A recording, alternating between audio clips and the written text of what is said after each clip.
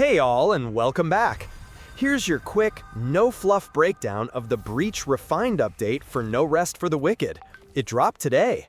This patch is all about specific community requests. It brings quality of life upgrades, performance fixes, new features, and a big round of rebalancing. Let me know in the comments if your biggest request is covered or if you've still got things on your wish list. I might make a video at some point about my own wish list. Anyway, let's dive in. First up, performance. Load times are faster, memory management's cleaned up, random lag spikes from spawning are fixed, and even the falling leaves got optimized. This definitely feels like another step forward. Maybe it's finally getting to a point where performance is no longer a talking point. Although, probably not. It still should be better. But the improvements are great and very noticeable. The faster load times are especially nice on Steam Deck. Moving on to quality of life. You can now restart tutorials, stack ingredient buffs, and mark your storage chests with signs so you know what's inside. Still, just give us crafting directly from storage. That would be better. But hey, it's a good start. Fast travel's been implemented. You can now travel freely between Elder Whispers. Smaller Whispers need to be unlocked first by making offerings. Finally! This was such a pain, especially when you were focused on resource farming. So I'm happy they've added this now. Fishing is way quicker now, which makes those side activities a lot less tedious. Keys finally have unique icons, and proper loading screens now come with tips and area art. Daily bounties and challenges also refresh with more variety, so there's more to do when you log in regularly. One of the biggest changes is the new difficulty system. You can now choose from 3 paths, one for relaxed play, one for the intended experience, and one that's a serious challenge with tougher enemies and bonus XP. I think this is a big one. This game pulls in such a wide audience, so giving people more ways to tailor the experience makes a lot of sense. I've said before, I suck at Souls games, and for me, the intended difficulty is just fine. So don't let the difficulty hold you back. Even if you don't want to play on easy, you should give it a shot. You can now slot utility runes directly into your character instead of weapons, starting with a default heal rune. Also, perfect timing while gathering now gives you faster resources and bonus loot. This makes gathering feel a bit more interactive and a lot less boring. Vendors got some nice updates too.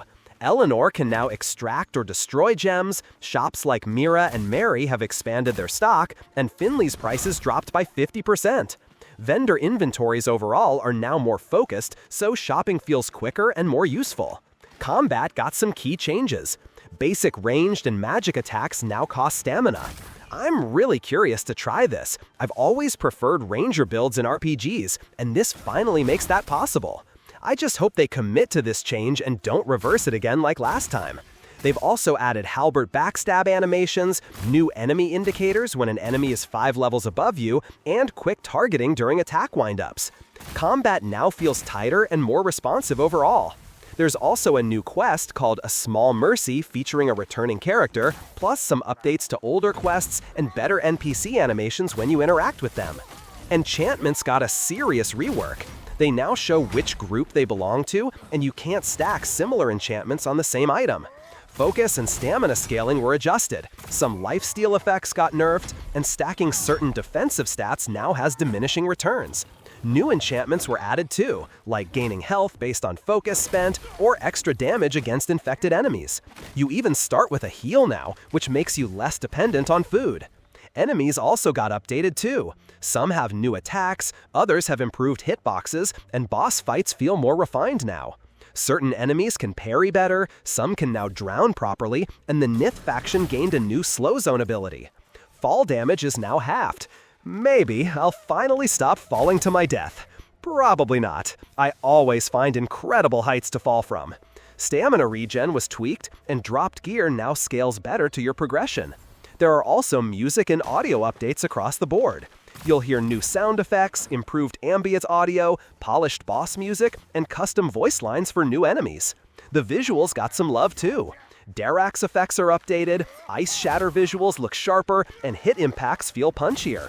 On top of that, there are loads of stability fixes and polish for localization, tooltips, UI, and collision issues. And yeah, the bug fix list is massive. Just to name a few, fishing works properly now, frozen bosses can't fall off cliffs anymore, weapon scaling issues are fixed, stuck spots across the map are gone, critter animations are corrected, vendors work like they should, rune selection behaves, and a ton of glitches, like climbing out of bounds or sound bugs, are now sorted. Co-op isn't here yet, that's still in the works, but this patch is big and it's very good. I think the refined name is a good choice. It really smooths out some big issues with the game. My first impression with this update is very positive. Regardless, I've always recommended this game, and I really hope you'll jump in. It's very good. If you've got any concerns or thoughts, let me know. I love talking about this game in the comments. Anyway, that's your full breakdown. If this helped, you know what to do. Drop a like. It really helps the channel.